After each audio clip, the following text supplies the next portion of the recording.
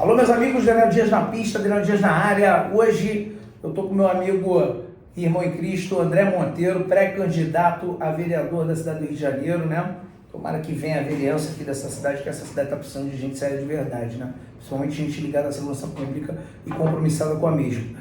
O André, eu queria falar com você de uma coisa que me chamou muito a atenção e me preocupa bastante. Tenho certeza que as pessoas que estão antenadas a isso, e principalmente estão antenadas e são da segurança pública, né? Também estão preocupadas. Assim como o SUS, Sistema Único de Saúde, agora o ministro Lewandowski, o ministro para alguns da Justiça e para outros, no meu caso, da Injustiça, ele que perdeu o Cris Caiado, um advogado lá de Brasília, que eu entrevistei por live de Brasília aqui para o Rio de Janeiro, fizemos uma live rápida, enfim, contou, né, como é que foi quando ele falou no avião para o Lewandowski que o STF era uma vergonha, e é mesmo, só falou a verdade, isso na época do Bolsonaro ainda, e o Lewandowski deu voz de prisão, humilhou o rapaz, mandou a Polícia Federal prender e tudo mais, enfim. Ele foi considerado o primeiro, aspas, preso político, né, o Cris Caiado. O Lewandowski quer fazer o SUSP, Sistema Único de Segurança Pública. Aí eu fiquei pensando em diversas situações aqui, fiquei pensando centralizar o poder para ele, ministro da Justiça, de repente tirar um pouquinho o foco do Alexandre de Moraes e deixar ele ficar mais tranquilo lá no judiciário, né? Aí ele controlar a parte da segurança pública, que é de fato isso com o ministro da Justiça. Um Big Brother da Justiça, onde ele vai ter plenos poderes, né? Onde ele quer colocar ali a Polícia Federal, a Polícia Rodoviária Federal, a própria Polícia Ferroviária, que nunca saiu do papel, mas que eles estão querendo trazer à tona, né? Centralizar esses poderes. E com isso eu fiquei pensando até numa coisa que a esquerda sempre bateu, desmilitarizar a polícia militar, né? Seria um grande golpe para a nossa segurança pública, seria um começo de implantarem aí o regime totalitário nesse país. O que você vê, como você enxerga esse SUSP, que inclusive querem fazer aí a PEC no 144 da Constituição, né? Então isso é muito sério, né? Apesar que a gente tem lá militares que se corromperam e não estão compromissados, né? Mas, enfim, poderíamos ter aí um outro quadro futuramente e mexido na Constituição 144 inviabiliza qualquer situação de um militar realmente tomarem uma atitude. Enfim, é uma grande jogada esse SUSP na tua visão? O que você vê, como você analisa, André Monteiro? Daniel, essa abordagem sua é muito importante, acho interessante porque tem passado um pouco desapercebido até por nós mesmos policiais. Mas é uma grande ameaça, eu entendo dessa forma, eu vejo que é um grande perigo, não apenas para a segurança pública do Estado, mas para o país, para a população brasileira. E aí eu falo por quê. Havendo essa aprovação dessa PEC, e isso se tornando real, as polícias militares, a Polícia Civil, Corpo de Bombeiro, Polícia Penal Estadual e o DEGASE, né, os órgãos de segurança pública que compõem o sistema de segurança pública estadual, passariam a ficar sob a égide, sobre a diretriz de determinadas ordens emanadas pelo Poder Executivo Federal, né? Pela União. E é um grande perigo, porque se nós fizermos um cálculo hoje, somarmos todo o efetivo das Forças Armadas, do Exército, Marinha, Aeronáutica, da Polícia Federal, da Polícia Rodoviária Federal, e somássemos o efetivo das polícias estaduais, chegaremos à conclusão de que o efetivo das polícias estaduais é muito maior, infinitamente maior do que o efetivo das Forças Armadas, Polícia Federal, Rodoviária Federal. Ou seja, a Polícia Militar é maior. As polícias estaduais têm um efetivo muito maior do que as Forças Armadas e as Polícias Federais. Polícias Federais. Isso daria um poder exacerbado ao Executivo Federal. E isso é muito perigoso. Por quê? Veja, por exemplo, a Venezuela. Tá? Por que Maduro tem todo o poder, dita as regras, passa por cima, na verdade ele não passa por cima, porque está tudo sob o comando dele, seja o judiciário eleitoral, as Forças Armadas, as Forças de Segurança, todas elas estão sob o poder dele. Ele manda e desmanda e faz o que quer com elas. Tanto é que o ministro da Defesa deu uma entrevista ontem, não sei se foi ontem, se foi hoje, apresentando apoio incondicional a Maduro. Então, primeira coisa que um governo tem que fazer para que ele possa se tornar absoluto no país é ter sob seu comando as forças de segurança. Sem isso ele não consegue. As Forças Armadas não conseguiria conter, tá, um movimento das forças policiais estaduais. Então, seria muito difícil se não houvesse essa colocação das forças de segurança estadual sob um guarda-chuva conduzido pelo governo federal. Não conseguiria. Por isso que eu falo a todos os nossos policiais militares, policiais civis, corpo de bombeiros, policiais penais estaduais, órgão de segurança pública estadual, vamos ficar de olho nisso, porque talvez nós sejamos usados como massa de manobra para eles tentarem e conseguirem fazer o que sempre quiseram, que é assumir o governo absoluto no país. Maduro fez isso. E aí você me perguntou sobre essa admiração, né, que o presidente do nosso país tem pelo Maduro, tinha por Fidel e outros mais, né, que são verdadeiros ditadores em seus países. Se você observar o discurso de Maduro e de toda a sua comitiva ali, é o mesmo discurso que é falado aqui no Brasil. Não é isso? Que a oposição tentou dar um golpe, não é verdade? Síndrome do golpe, não? Síndrome do golpe, que a oposição é fascista. Se você pegar o discurso deles, é a mesma coisa que o nosso discurso, ou o nosso discurso é a mesma coisa que o discurso deles, ou seja, é a mesma escola, né? Que somos terroristas, que a oposição é terrorista, que eles estão lutando por uma democracia. Não existe democracia, é verdade? Se alguém disser que existe democracia na Venezuela, cara, é louco, porque não existe democracia na Venezuela. E é essa mesma democracia que não existe na Venezuela é que eles estão tentando implantar no Brasil. Haja visto o golpe que eles falaram que foi dado pela oposição nas eleições de 2022, com um ato do dia 8 de janeiro, que chamaram de um ato terrorista. É a mesma coisa que o Maduro está fazendo lá.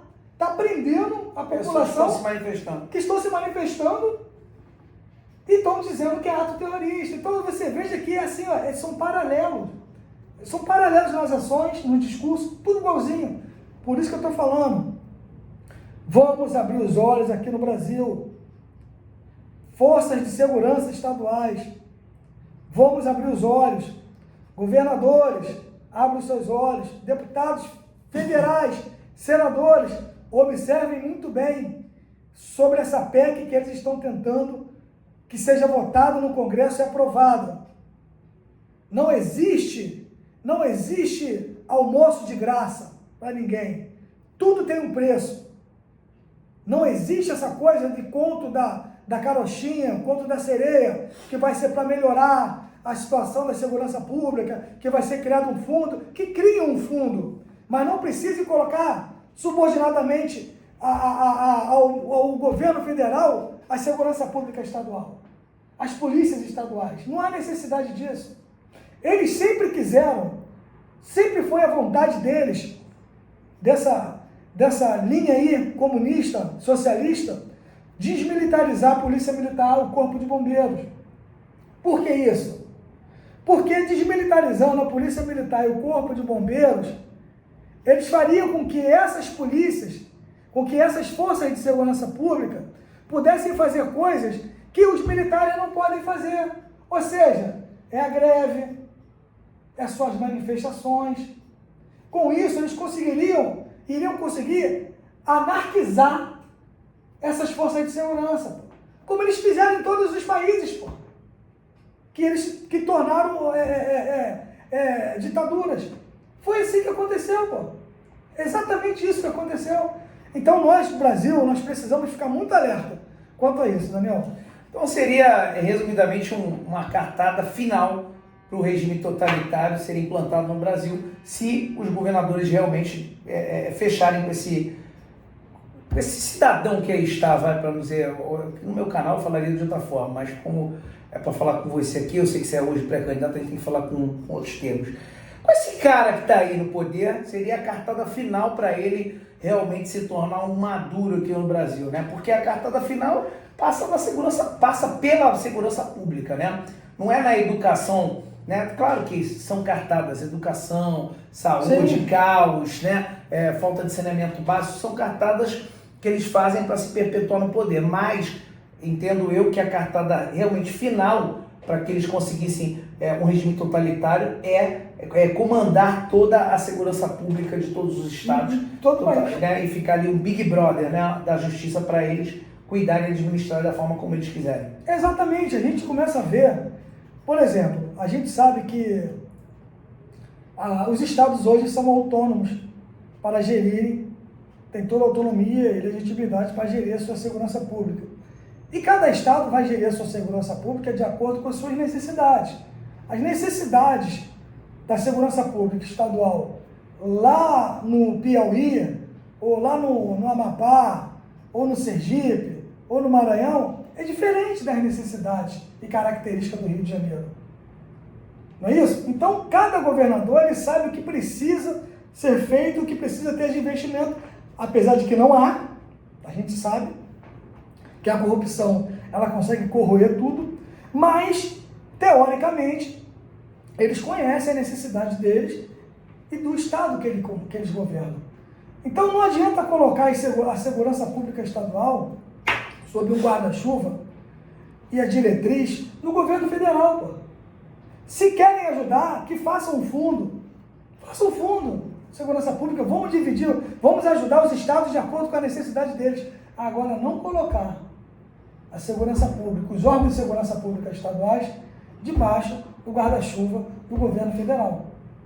E mexer no artigo 144 para fazer isso, vai ser um perigo muito grande. Iminente, né? Aí, eu tenho a certeza, Daniel, de que quem estiver ouvindo o nosso bate-papo, muitos vão falar assim, pô, esse cara é maluco, isso é teoria da conspiração. Aí eu estava pensando no seguinte, se isso acontecer, eu só quero ver o que vai acontecer, o que vai gerar de reflexo daqui a alguns anos, ou principalmente nas eleições de 2026. Mas, André... Por quê? Se isso acontece em 2026, um governo federal absoluto no comando da segurança pública, irmão, quem vai tirar um presidente e falar que não vai sair, vai ficar por isso mesmo?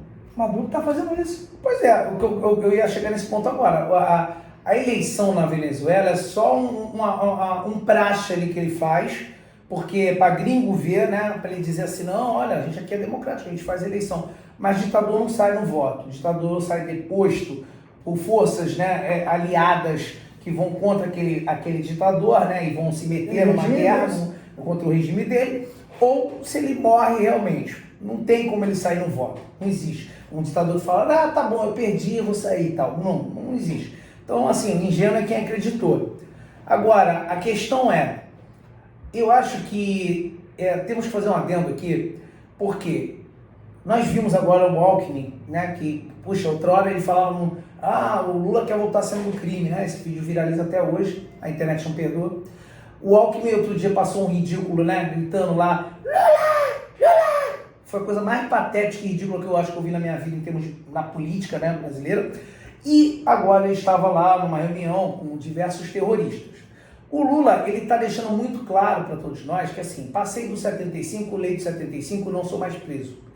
Eu, Lula, estou agora explicitamente falando tudo que eu quero, tudo que eu admiro, né? Quando ele fala que ele tem orgulho de ser comunista, logo o comunismo que varreu os cristãos, né? Lá na época de Stalin, na União Soviética, enfim, logo o comunismo que tira extingue as religiões, a religião é o Estado, né, comunista.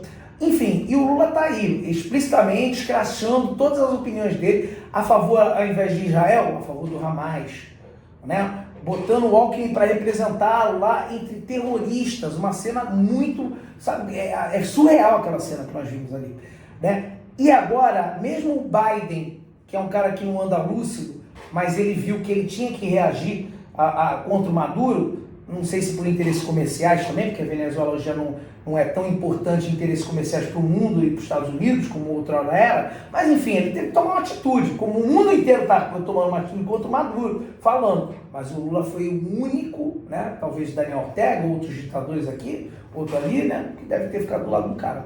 Então ele não está nem aí, ele não está preocupado. Então, como você falou, a pessoa tem que ficar alerta a essa SUSP. Isso não é uma teoria da conspiração, André, isso é uma realidade. Se está existindo já esse plano diabólico da SUSP, né, Sistema Único de Segurança Pública, e aí o Lula bota Alckmin para falar com terroristas. O Lula declara apoio ao Hamas e não a Israel. Ele dá um dane-se em Israel, né? O Lula fala que está a favor da reeleição do Maduro. É hora do povo abrir o olho. Sim, a gente fica muito preocupado, porque a gente precisa entender e analisar de uma forma mais holística a geopolítica mundial, tá? Não só nacional, não só nas regiões do Brasil, mas no mundo inteiro. Nós estamos vendo aí o conflito entre Israel, Hamas, agora o Hezbollah, Irã. A gente está vendo esse conflito que também isso irradia para outras partes do mundo. Quando a gente se fala no conflito de Israel contra grupos terroristas, extremistas, nós estamos dizendo que do lado extremista, do lado comunista, nós temos a China, que vai apoiar o extremismo, o comunismo, temos a Rússia e outros países. Temos a Coreia do Norte e do lado de cá nós temos os Estados Unidos e vários outros países, principalmente da Europa, que com certeza apoiarão o Israel. E aí a gente fica num problema seríssimo, Daniel. E o Brasil? O presidente Lula já chamou, já classificou como terrorismo, né, grupo terrorista de nazista, inclusive nazismo, Israel. Porque tentou se defender dos ataques do Hamas. Então, já é claro que o presidente do Brasil, ele tem o seu lado. Já está claro isso. Por que é tão difícil hoje Maduro assumir que perdeu as eleições? O Maduro responde a processo por narcotráfico dos Estados Unidos. A cabeça dele vale muito. Muito! A única segurança que ele tem é continuar no poder. É continuar no poder. É continuar no poder, pô. E se nós observarmos o nosso país, ele caminha também para a passos largos para essa situação. Tu vê que o presidente do Brasil hoje, ele foi descondenado para assumir uma posição. Ele foi descondenado para assumir a posição. E aí você toca num assunto muito interessante, que já é uma pessoa que está numa idade avançada, que para ele tanto faz como tanto fez. Ele vai fazer o que tem que fazer, o que mandaram ele fazer. E aí a gente fica preocupado porque lá na Venezuela, o Maduro manda no judiciário. Aqui no Brasil, o judiciário manda no presidente. Porque foi esse judiciário que descondenou o presidente para ele assumir o governo. Então, o povo brasileiro, preste atenção no que nós estamos falando aqui. Isso aqui não é teoria da conspiração, pô. É só a gente parar e começar a analisar todos os fatos. Tudo que está ocorrendo, pô. Não só no Brasil, mas no mundo. O governo brasileiro já se posicionou que está do lado do terrorismo, está do lado da ditadura, está do lado dos companheiros de esquerda, de comunismo, de socialismo, pô. André, agora uma pergunta aqui rápida para você. Você acha que o Joe Biden, ao se meter nas eleições aqui do Brasil, ele se arrependeu de criar esse monstro chamado Lula? Cara, Assim, Você acha que ele não fugiu do controle do que ele queria? eu acho o seguinte, que infelizmente o presidente dos Estados Unidos não sabe nem o que faz. Dizer que está usando até fralda. Não sabe nem o que faz, entendeu? É outra marionete do sistema todo o nome das internacional. autoridades está ali, está sendo mantido ali. Está sendo mantido. A CIA. Exatamente, é como se fosse uma pessoa no estado, infelizmente, de vegetação. Os aparelhos estão ali ligados para mantê-lo, entre aspas, respirando.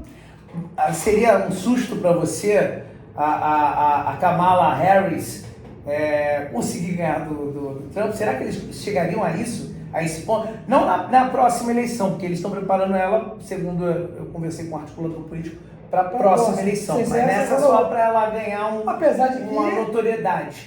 Mas você duvida de... Porque não dá mais para duvidar de nada. Não duvido de nada. Do sistema internacional não dá mais para duvidar. Se você observar, as pesquisas mostram que os dois estão tecnicamente empatados lá nos Estados Unidos.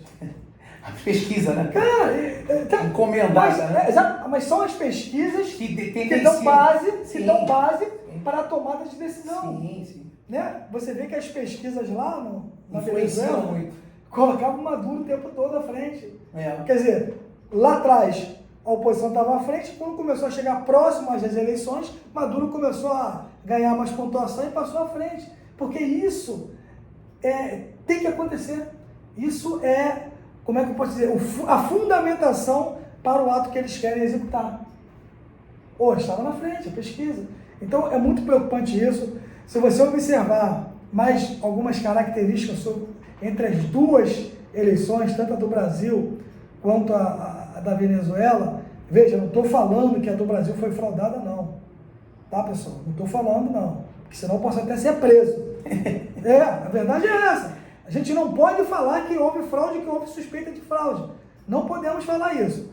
Mas eu apenas vou citar aqui coincidências entre discursos e fatos que ocorreram, tá bom? Bom, o que estão pedindo lá na Venezuela? Estão pedindo as atas das votações, estão pedindo os comprovantes das votações, estão pedindo transparência, estão pedindo auditoria. Não foi? Não é isso que estão pedindo lá? O que foi pedido aqui no Brasil? A mesma coisa.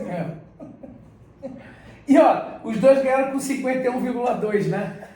Na verdade, jogaram isso na imprensa, jogaram isso na mídia, mas na verdade aqui no Brasil foi 50 ponto alguma coisa. Mas mesmo assim, a diferença é aquela diferença ínfima, pequenininha, para justificar que houve ali realmente... Foi suado. Houve uma disputa acirrada. Mas as mesmas coisas que estão pedindo lá, também foram pedidas aqui. E nós fomos calados, né? Nós fomos, tipo assim, não teve fraude, não teve isso, as urnas são seguras e não teve nenhum problema. Mesma coisa que estão falando lá. Mas, André, duas perguntas rápidas agora. Você tem visto manifestações do Bolsonaro? São bastante pessoas que saem às ruas? Há muita gente. É muita gente? Muita gente. Eu tenho acompanhado algumas aí e a gente vê que...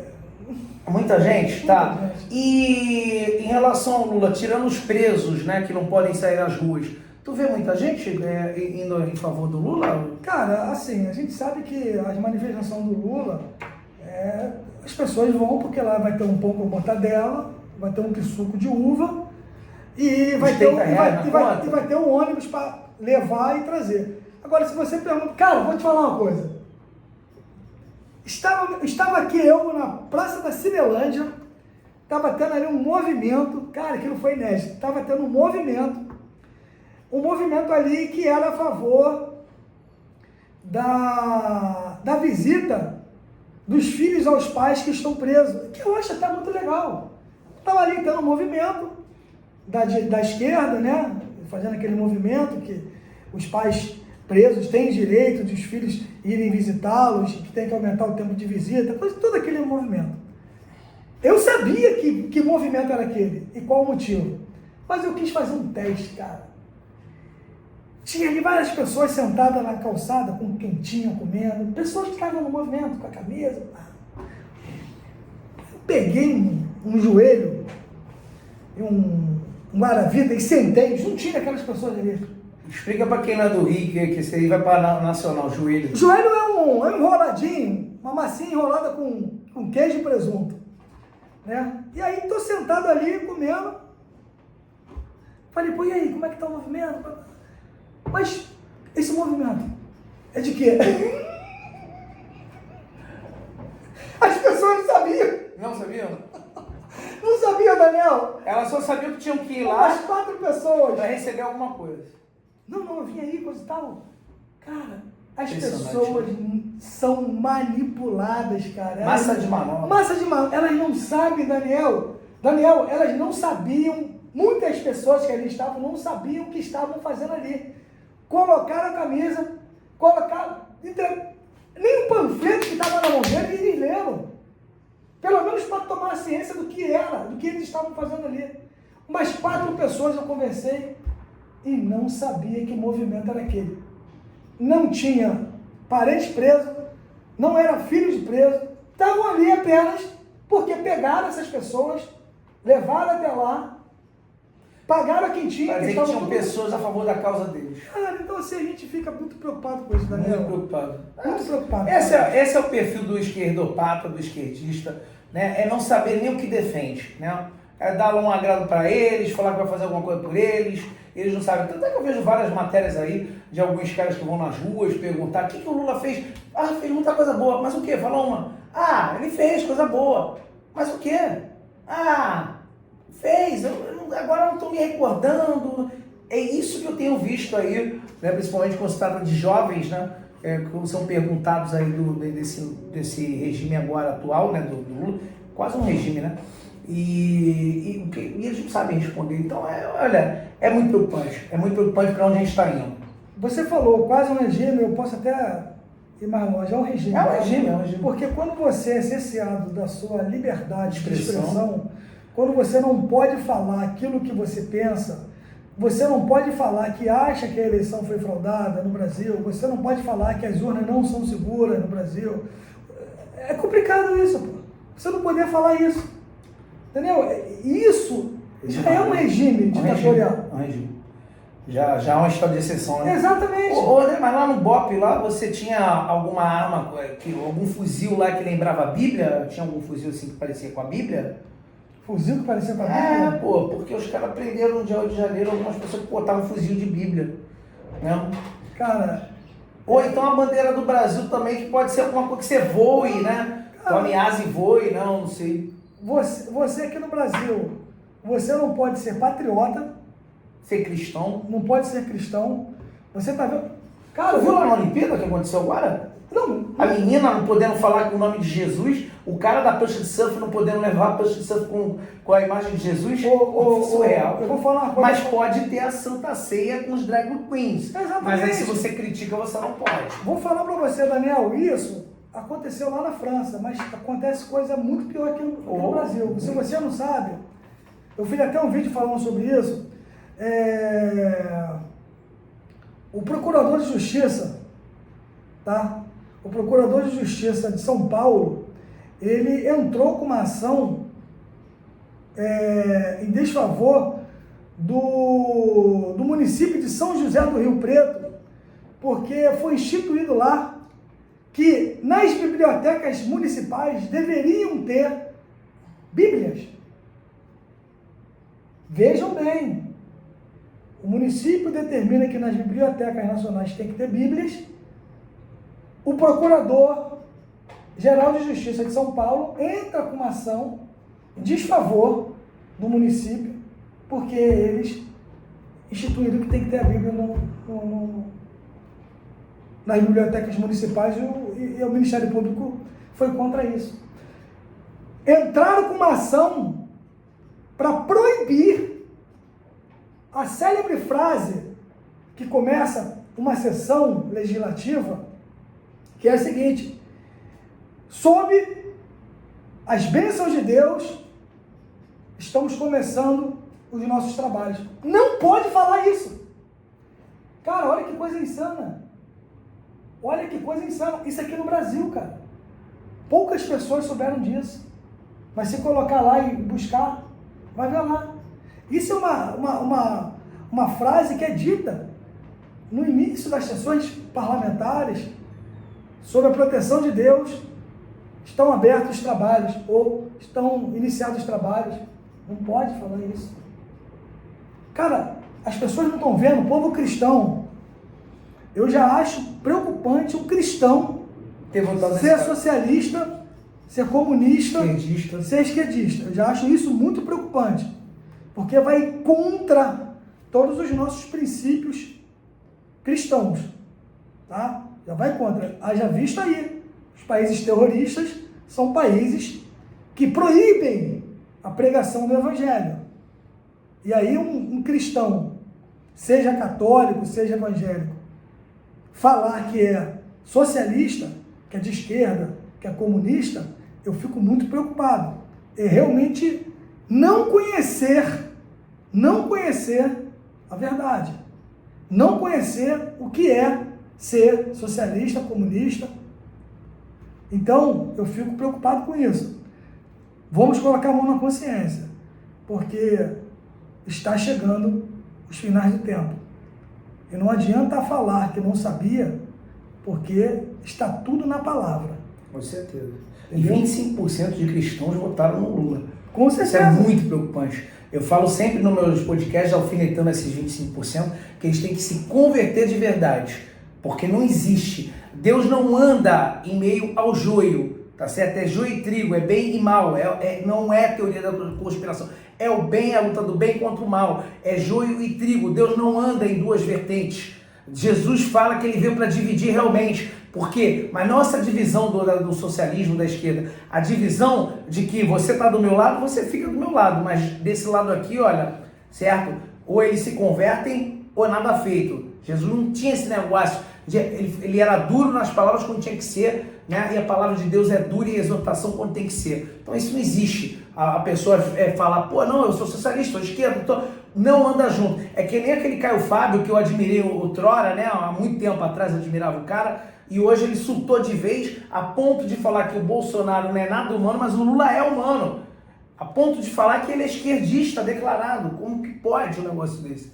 Eu fiz umas denúncias aí, inclusive no meu canal, né? E falei muito de esquerdistas, de pastores, né? Uma pastora luterana, que eu dei o nome lá no meu canal, um outro pastor também que está macumunado com o Lula, que é de esquerda. É um absurdo. Nós vemos um negócio como esse. É um absurdo. Um pastor, um padre, né? Aquele Júlio Lancelotti, né? Que, meu Deus do céu, é amigo do Lula e ligado a tantos escândalos, né? De pedofilia, enfim. É só nego que é todo errado que é ligado a esse cara. Você não vê gente decente, gente normal, ligada a um cara desse. Não vê, né? Não vê. Você pode até ver gente decente que vota nele, mas gente decente assim, um simplório da vida, aquele cara que não sabe nada de maré mesmo, sabe? Aquele cara totalmente ignorante, que mora lá no sertão, no sertão do sertão, e que aí vota nele porque não entende nada do que está fazendo, e aí eu não posso falar que ele é um cara mal intencionado, porque ele é um trabalhador rural e tudo mais.